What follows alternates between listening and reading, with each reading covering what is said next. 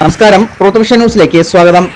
Chadayamangalam excise range inspector Rajesh എ.കെയുടെ നേതൃത്വത്തിൽ ആയൂർ കമ്പങ്കോട് ഭാഗത്ത് നടത്തിയ പരിശോധനയിൽ ജൂലൈ 24-ാം തീയതി 5 ലിറ്റർ ചാരായവും 60 ലിറ്റർ കോടയും വാറ്റുപകരണങ്ങളും കൈവശം വെച്ച് കൈകാര്യം ചെയ്ത കുറ്റത്തിന് വാളകം കമ്പങ്കോട് ആദിത്യ ഭവൻ വീട്ടിൽ റെജിമോൻ എന്നയാൾക്കെതിരെ അബ്കാരി കേസ് രജിസ്റ്റർ ചെയ്തു.